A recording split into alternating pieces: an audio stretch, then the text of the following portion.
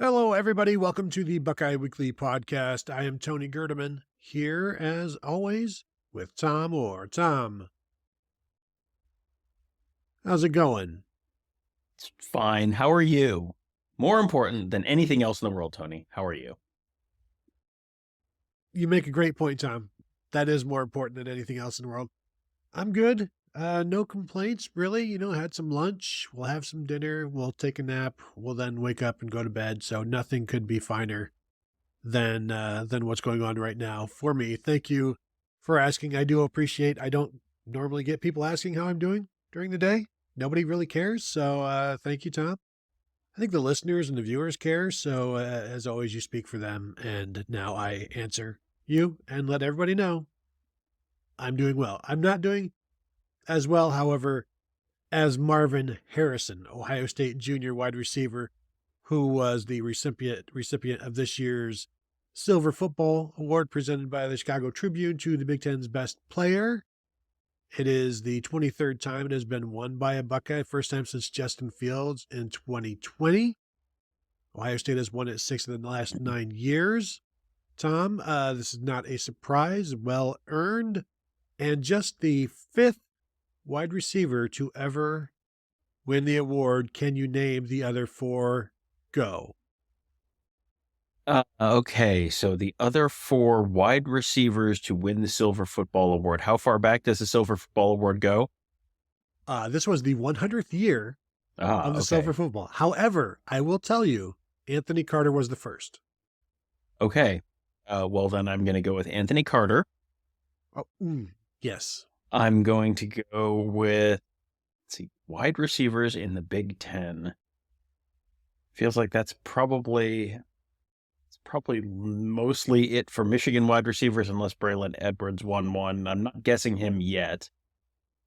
1995, I'm going to say Eddie George probably won it, so I will pass on Terry Glenn. Did Ted Ginn win one? No. Okay. Did Garrett Wilson win one? No. Okay. Did Braylon Edwards win one? Yes. Okay. So is Marvin Harrison the first Ohio State wide receiver to win the Silver Football Award? Yes. Okay. Well, that could have saved myself a lot of time by asking that question. So, all right. So Anthony Carter, Braylon Edwards, and 2 more.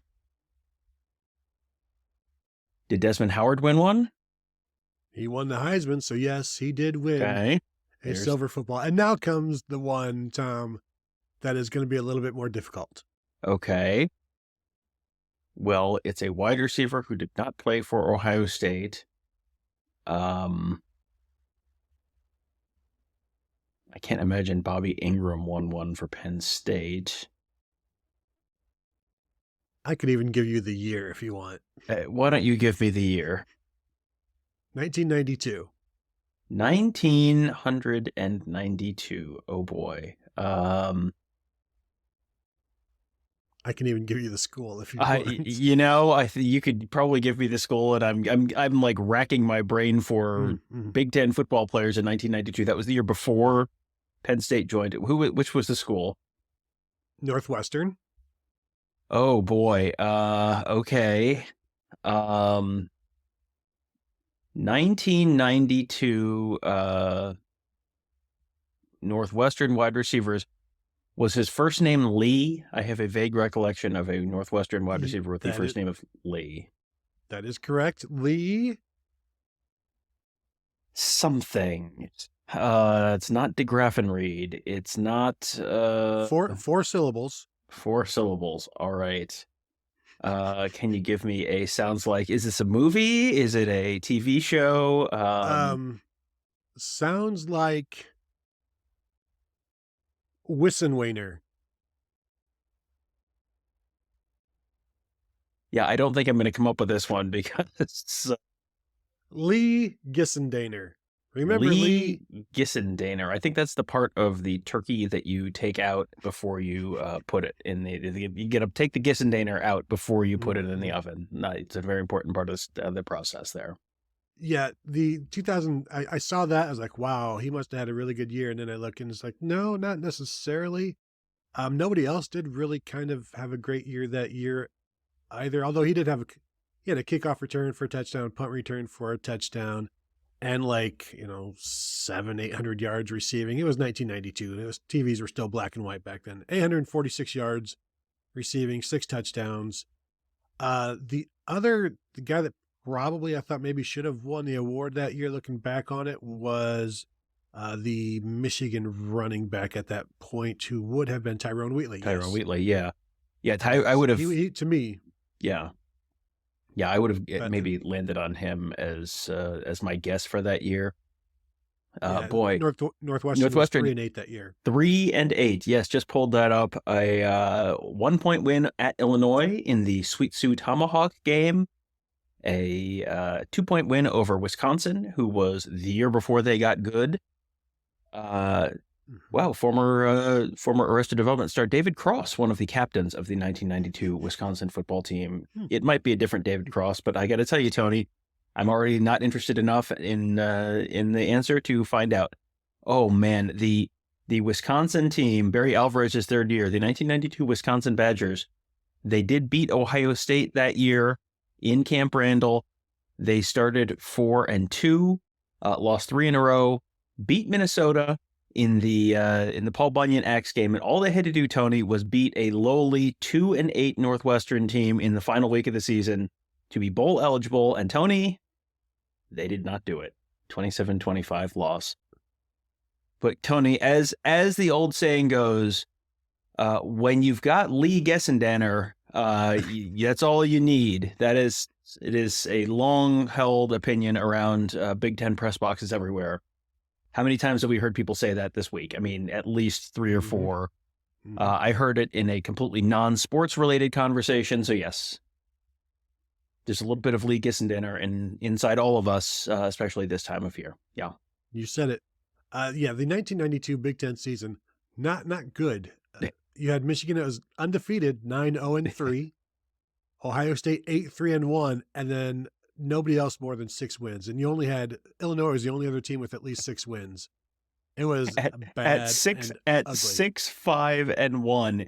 Yeah. The Michigan State 5-3 in conference, 5-6 overall. Lost to a ranked Boston College team. Okay. Lost to a ranked Notre Dame team. Okay. Lost to literally Central Michigan at home, and then finished 5-3. Wow, that's Did you know that the Michigan State, and why would you?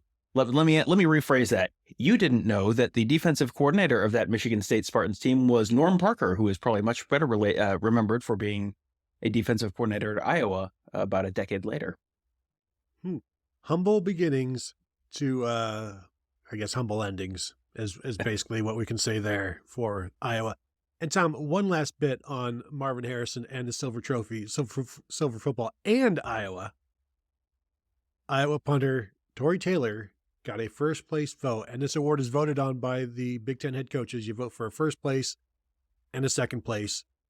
Somebody viewed him as the best player in the conference, and you can't vote for your own player. Coaches can't vote for their own players. So one of the other 13 coaches, maybe Ryan Day, because he wanted to throw his vote away and not let it get to somebody else who would take Marvin Harrison's spot. Or perhaps, is this a PJ Fleck thing? Is this, who voted for Tory Taylor? Let's see. So it's someone with sort of an unusual view of the world and who didn't want to vote for Marvin Harrison. Tony, can you think of any Big Ten coaches who coached at least half of the regular season who might fit that description? Sharon Moore.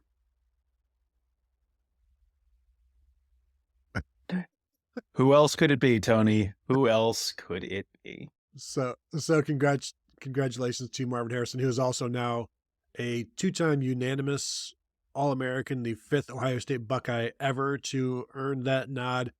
Joining, let's see if I can get these, Hop Cassidy, Bob Ferguson, Orlando Pace, and Tom, the fifth one is, do you remember from the text messages? Yes, the fifth one was emailed to us. Did you say Archie Griffin? I don't think you said Archie Griffin. Oh, no, I didn't. Okay, there you go, Arch. Yeah, it's hard to remember Keep it Archie easy. doing things Yes. multiple times. That's not famous for doing multiple things, multiple times at all. So understandable that you missed that one. He's no Lee Gissendaner, I will say that. Hey, I would agree with you there, although Archie did, I believe, win the silver football twice, which is once more than Lee Gissendaner. So there you go. Marv, good job. Still waiting a word on whether he is going to play in the Cotton Bowl and even come back next year. We'll see. Who knows? Tom, we know who won't be back next year, and that is Kyle McCord. Was flirting with Nebraska. Now it looks like he's not going to end up at Nebraska. Maybe some rumblings that he'll end up at Syracuse for you, Tom. Thank you. And we talked about Kyle McCord and Nebraska in a previous show. We did not get to talk about the rumblings that Dylan Raiola is maybe about to decommit from Georgia and head to Nebraska. We missed out on, we're never going to get Kyle McCord and Dylan Raiola in the same room. We're never going to get them together, get their families together. And so this would be, it's maybe a miss for Nebraska, although maybe they moved on. But Dylan Raiola is a pretty big get for them if they can do it. I think Georgia can withstand the loss. And I'm not convinced Dylan Raiola is the end-all, be-all, but this is still a significant move for Matt Rule if he can get it done. Yeah, if Matt Rule can get Dylan Raiola to Nebraska, I'm with you. I think anytime you have a guy who bounces around he played at, I believe, 3 high schools, and then this would be the 3rd college he would be committed to if he does not, in fact, sign with Georgia. At some point, the flag starts to change color and gets a little more, it moves from sort of like white to pink to like, that's probably a little, I don't know, like what's a real light red color. And then it gets scarlet, and then it gets, it gets maroon. And it just feels like if you're bouncing around that much, I feel like that's probably at some point, that becomes a little bit of a concern to me. And at some point, I sort of question, are you going to be at the same college for 3 years? Because you were not at the same high school for any period of 3 years, and you were not committed to any of multiple colleges for any period much longer than a year. So, is this going to, maybe he finds his home and maybe this all works out. But I think I would say that about just about anyone who's really hopping around to a bunch of different places. At some point, the problem isn't always going to be someone else. Like at some point, you got to look a little internally. So, he's obviously going to be a upgrade from what they've had at quarterback over the last few years. Is he going to be a Heisman winner in Nebraska 3 years from now? I think I would probably bet no on that for one of a couple different reasons. But I mean, he would be a substantial upgrade and would get the level of excitement there up quite a bit. And, that would be a huge get for them. And that really changes the narrative around that program quite a bit. And then you got to see what it does on the field. Well, we know it'll finally get some sellouts in that stadium, which they could, use, 60 years in a row of sellouts, of course, there. Two former Buckeyes that found a new spot, new homes. Chip Trayanum commits to Kentucky. Evan Pryor commits to Cincinnati. I really like both of those moves for those guys. I think Chip will go in there. And I don't know the depth charts on either of those places, but it seems to me both guys are going to be able to find the field. And we thought maybe, or it speculated maybe we see Evan Pryor end up closer to back home in North Carolina where he's from. Chip Trayanum from the Akron area ends up Kentucky, not very far away, obviously. And I'm just looking forward to seeing Evan Pryor play, basically, and that he'll get to do it at a Power 5 school, I think is pretty cool for him. And Chip Trayanum, I think he could do some things there at Kentucky. My thing with this is it's just like when the Big Ten loses out on Ohio prospects that end up going to Kentucky or schools like Kentucky, the Big Ten loses again here. I don't know if they're not involved in either of these guys or not necessarily an attractive target for them, but the Big Ten, and it was not a good year for the Big Ten this year. It doesn't look like it's going to be a good year for Big Ten schools next year, at least relative to this year, but there's some talent out there, and even the secondary market of the transfer portal, they missed out on a couple of guys, I think. Yeah, I think that, anytime Kentucky is pulling guys out of the Big Ten footprint, that's generally bad news for, I always just assume this is bad news for Michigan State, because that's kind of the area where Michigan State has sort of made its money over the years, is the guys from Ohio who are pretty good, 3-star type players who Ohio State doesn't take. And then, where do they end up? Do they end up at Wisconsin? Do they end up at Michigan State, or do they go to Kentucky? And it feels just like more and more you're seeing guys go to Kentucky.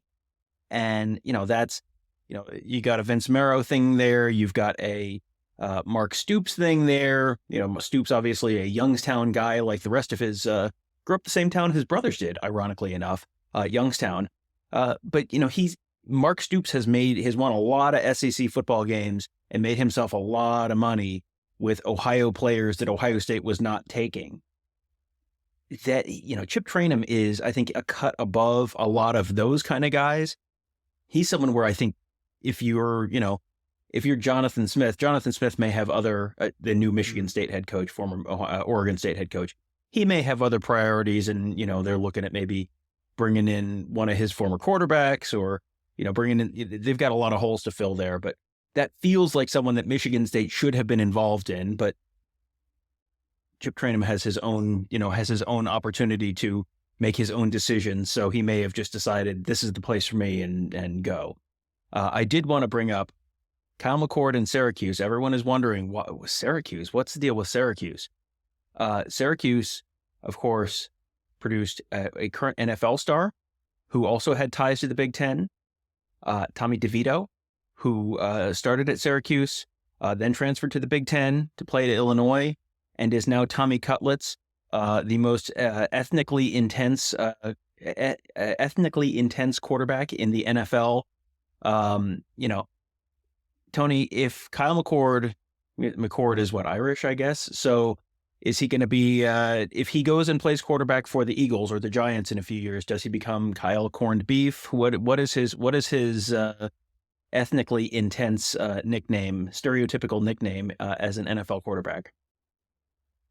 Yeah, I'm not touching any of that, Tom. I'm not going anywhere. I'm not getting near any of that. No, I embrace all cultures and all foods based on those cultures. So, hash McCord, something like that, corned beef. Yeah, would you say Kyle McCorned beef? Is that what you said, Tom? Yeah, Kyle McCorned beef is a good one, I think. Yeah. So good luck to all of them and anybody leaving Ohio State. Find a place where you can have a food-based name. Basically, that's all I can suggest, is just find some place that is a home for you, and you will feel comfortable. And then also maybe you can get a sandwich named after you somewhere. Carter Smith, the Indiana offensive tackle who Ohio State seemed to be interested in, took an official visit to Florida State, took an official visit to Ole Miss, ends up back at Indiana. And so it didn't seem like early on Ohio State was very involved, and then later on it's like, no, we're good. And it kind of mirrored his high school recruitment, where, you get your offer, you get your official visit, and then it's like, you know what, we're going to go in a different direction. And this feels like the last time they're going to be able to do that with Carter Smith. At this point, he's just going to stick it out at Indiana. I think maybe the only coach that they kept from the current staff is the offensive line coach. So he's at least going back to somebody he knows, but apparently pretty happy to be back at Indiana. And I'm wondering what this means for the rest of the offensive line. Is this good news? Is this, Tom, something else coming? It seems like when you're not going to be super aggressive in the portal, it's because it's the only reason is because you feel good about what you've got. Well, and what's interesting about the offensive line in particular is Ohio State very clearly did not feel particularly good about what they had in 2023. That was, the position that Ryan Day openly talked about as being the biggest concern during the spring, and which Ryan Day openly talked about the depth really just not being there in the fall. So you would not expect that to be, this is not, why didn't Ohio State take a wide receiver? Well, they have an incredibly deep wide receiver room, even if some of the guys leave. And, if you're bringing in more incredibly talented guys this year, for them to just sort of, apparently view that as a nah, we good kind of situation on the offensive line is interesting. There are, Zeke Correll, who was the line prospect from Notre Dame. He's going to, I think, North Carolina State. He was another name that we had talked about as oh boy, that might be an interesting addition for them. So I think that makes me think, number one, you're getting guys back who are maybe, question marks along the line. So, is that someone like Donovan Jackson? You're getting Donovan Jackson back maybe next year. Matt Jones is, I believe, out of eligibility, like not even a COVID year left. Like he should be done at this point. So you're going to be replacing one guy, but does that mean that they're feeling good about everyone else? Does that mean that they're feeling good about, hey, maybe you take Josh Fryer and kick him inside to guard and you think Luke Montgomery's ready to play with the tackle spots? I know they're feeling pretty good about Josh Simmons right now, and he's got another year. Are they feeling good? Are they feeling good about the freshman class they've got coming in? Are they feeling good that they might add someone else in that freshman class? Like the freshmen are not guys who you'd expect to be in the starting lineup next year. That's really not how it works with offensive linemen. So I don't think I'm leaning on that in terms of recruiting being, what they're feeling good about. The other thing, Tony, is they've got another, there's another former Ohio State high school target, Chase Basantis, who's in the portal. He started for Texas A&M last year. He is in the portal again now. He's in the portal now. Does this mean that Chase Basantis is higher on their board and they're feeling really good about the likelihood of landing Chase Basantis? I don't think I don't think you can just go, well, we have 5 offensive linemen we like, so now we're all set. Like sometimes guys get hurt, and they were very clearly not comfortable with the depth behind those guys. So I don't think it's a high school recruiting thing at the offensive line, on the offensive line. So I think either they are, either they're feeling better about the depth than they were, or they're looking like they might bring someone in the portal. Yeah, and see what they get out of the 2023 guys. I think there's a chance you see Luke Montgomery starting at right tackle next year if you're moving Josh Fryer inside. Enoch Vamahi still, I believe, has another year if he wants it. Like, you've got bodies, but they had bodies this year. I think you need more than bodies, so it is definitely interesting that there's 2 Ohio guys that were in the portal that seemingly could play at Ohio State, and then there's no aggression there, or they're not convinced that they can play at Ohio State, which tells you that they feel their talent level is seemingly pretty high or higher than what those 2 guys would have brought. And we'll see. The Chase Basantis thing would be obviously significant for them. That has kind of gone quiet over the last week or so. So I'm sure it'll be interesting to see what happens when that pops back up into the ether and all of the rumblings, or when the first visit comes and things start to pick up. And visits are happening. And we're seeing that Michigan State defensive tackle Derek Harmon visited Ohio State this past weekend. Big kid, 6'5", 320. I was, before we started recording, I went back and I was watching the Michigan State-Washington highlights. It's not a great opportunity to watch a defensive tackle for Michigan State, because every highlight is just Michael Penix throwing the ball downfield and these 3 ridiculous Washington receivers making incredible grabs. And you just see this defensive line at Michigan State, like everybody just frustrated because, you get close and the ball just goes over your head and there's no defense within 10 yards of any of these receivers. But Derek Harmon, 40 tackles, 3.5 tackles for loss, 1.5 sacks, 1 forced fumble this year. Started 10 games this year, 5 last year. They seem to be pretty interested in him, so much so that I guess they pretty much canceled a visit with Middle Tennessee defensive tackle Marley Cook, who I think is now visiting Miami or has visited Miami. So they may be paring things down. I guess he's probably one guy I'm going to have to go back and rewatch to see more of. He's a big guy. He can get into the backfield, and we've talked about they were kind of thin on the defensive line, defensive tackle this year because you didn't know what you'd get from the young guys. I think you saw Hero Canoe step up a little bit.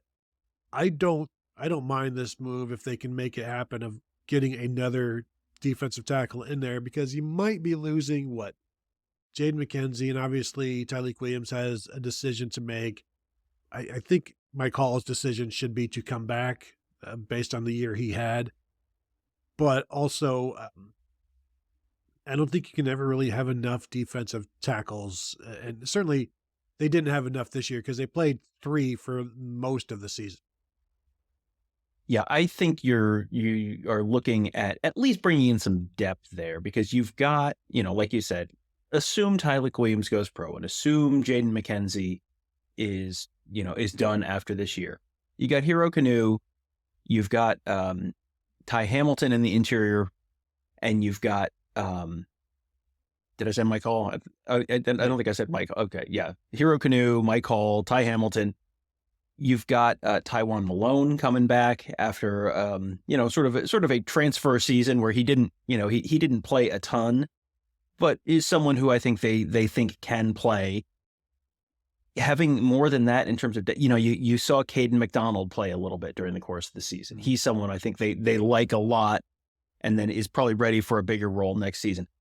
I think interior defensive line, they're not in terrible shape there, really. Even if they do lose Malone and Jaden McKenzie, there's enough depth there and enough guys who've played a little bit already that it's like, all right, there is definitely something there. Defensive end is where there's a little bit more of a question for me, which is interesting. And we'll get to the defensive end portal stuff in a second. But, right now, JT Tuimoloau and Jack Sawyer, neither of those guys has made a decision about coming back. You've got Kenyatta Jackson and Caden Curry coming back next year. They only took one guy, Josh Mickens, in the portal or in the class last year. You've got Mitchell Melton, who I think could have another year, but there's not a lot of proven depth there. And, Edric Houston is probably going to start there as a true freshman, but, a true freshman is not going to be stepping in and immediately being an impact player for you. So I would think, if you were telling me they can only take one veteran player to help fill out a position group, I think I would probably look at defensive end first, but we're going to get to one in a minute where they're apparently not looking at that, which then makes me wonder, okay, are they getting people back that maybe are a little bit up in the air right now? Well, and let's go ahead and talk about that. Texas San Antonio defensive end Trey Moore, who was rumored said he was going to visit. No firm date, I think, was put down there. The American Athletic Conference Defensive Player of the Year. They get like 14 sacks this season. And so it looks like Ohio State said, no, we're good. He's taking a visit to Alabama instead. And my thing, he's listed at like 6'3", 235 pounds. If Ohio State is interested in doing that, they have CJ Hicks and Sonny Styles on their own roster. Mitchell Melton still has actually 2 years of eligibility left because he was a 2020 signee and that year doesn't count.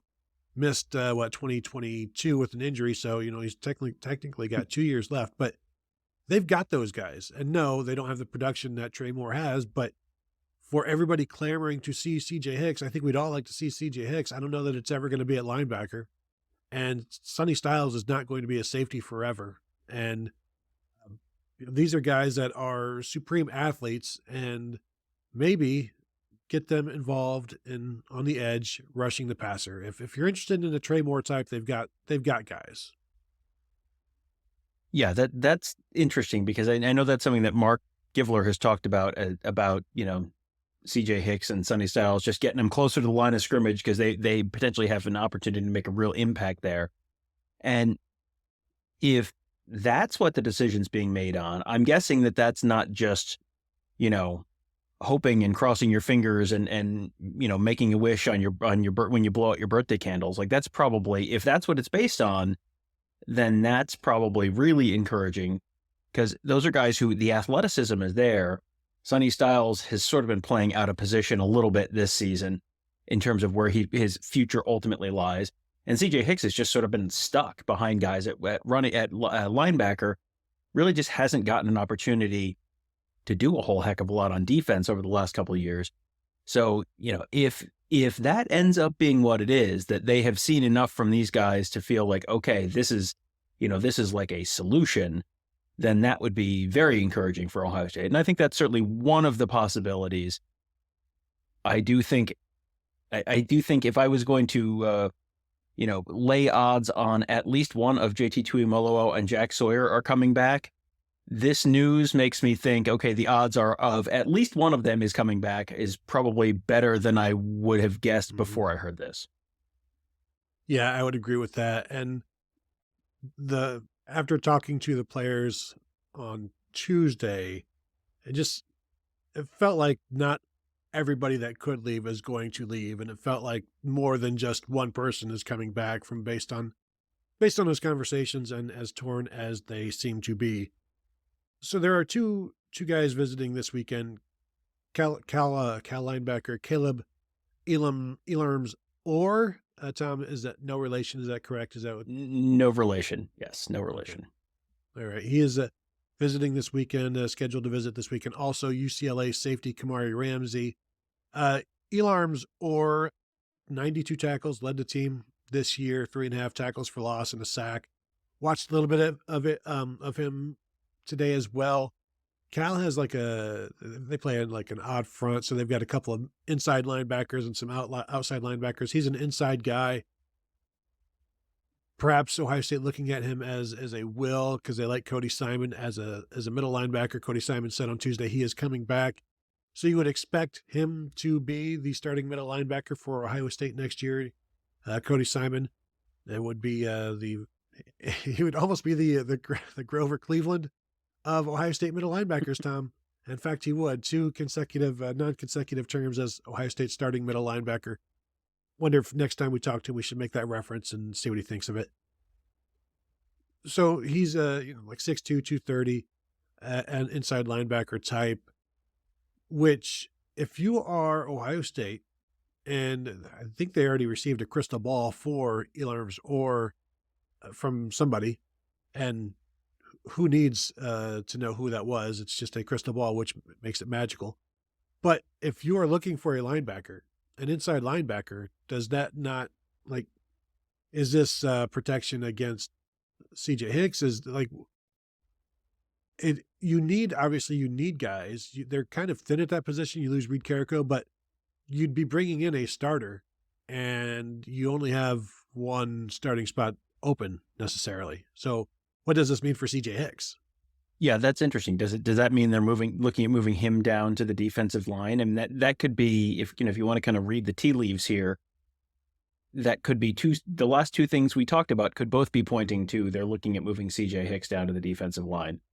They still have Gabe Powers in the mix there. He's someone who is a possibility, and this would be his, 3rd year now coming up. I think he was in the same class as CJ Hicks coming in. So, there are guys there.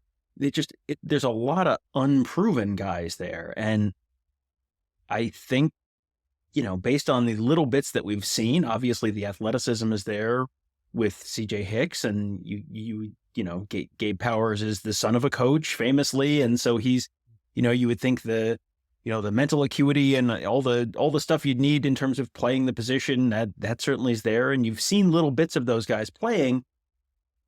But if they're going into the portal, obviously they're not completely comfortable with what they've got there, or at least that they have enough guys there. And the other question is, what kind of defense are they running? Are they still running the 4-2-5 kind of look next year? Are they thinking they might end up needing more 3 linebacker looks, and you need more depth there? There's a lot of different things that you could look at this and go, this definitely means that.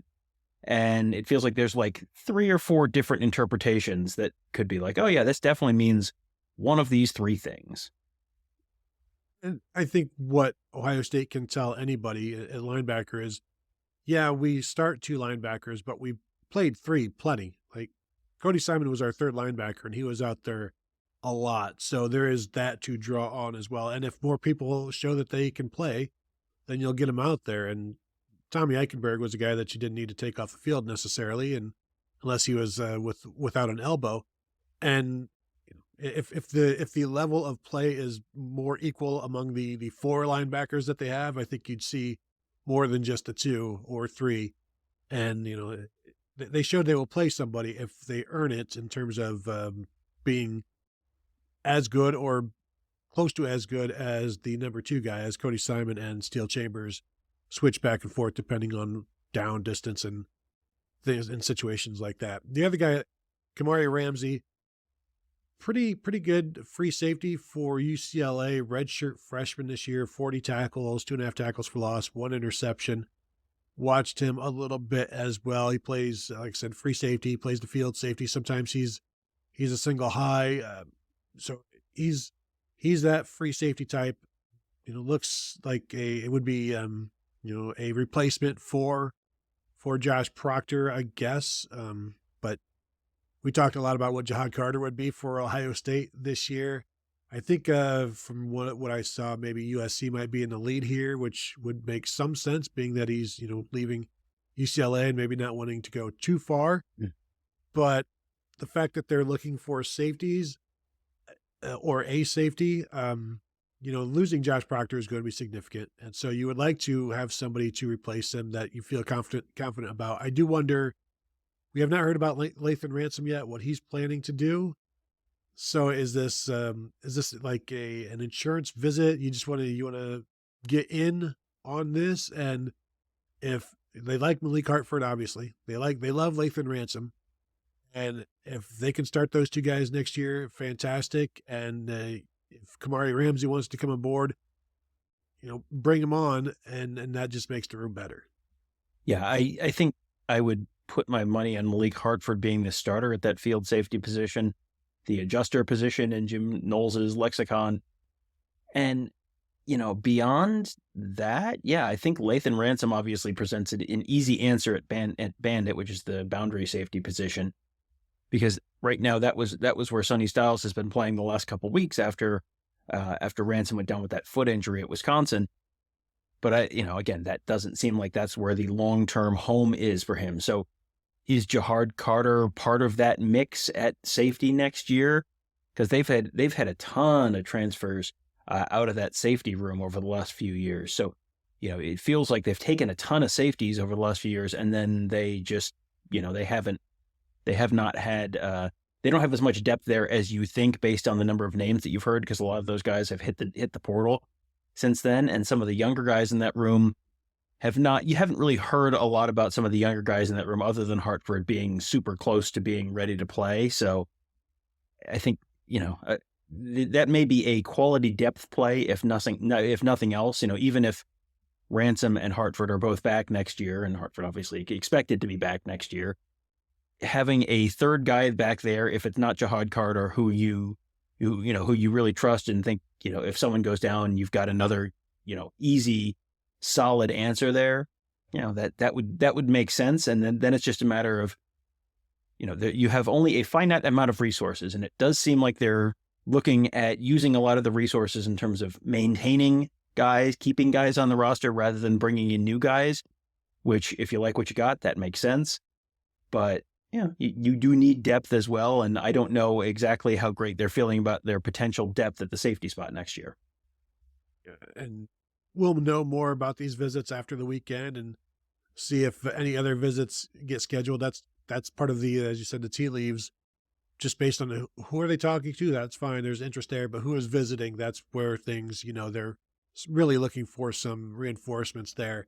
And as we know, they used to look for starters. Now they'll take guys if they could be starters, but they're also, they know that not everybody they bring is necessarily a starter. They'd love for that to happen, but sometimes you also have to bring in some depth, because when you lose 14 guys to the transfer portal, you got to bring in at least 4 or 5, because you're not going to be able to replace everybody just from the recruiting class. So that will do it unless Tom says he has anything to say. No, okay, he is fantastic. He is good right now. We invite you to go ahead and hit the thumbs up on this one, like this video. If you're watching on YouTube, go ahead and subscribe, hit the bell to be notified. Of course, you can always find us at BuckeyeHuddle.com. Tons of new members there. Join up, see what the fuss is about. Hit us up on the message board there. We're there 24/7 for your needs. Anything you need, just go ahead and you can at Tom Orr, and he will be right back with you. You know what? And if you are a member, I can also, as I've promised before, I will send you his phone number, and you can text him as well. But please, only between the hours of 6 a.m. and 11 p.m. So that will do it for us. I want to thank you all for tuning in, and we will talk to you guys later.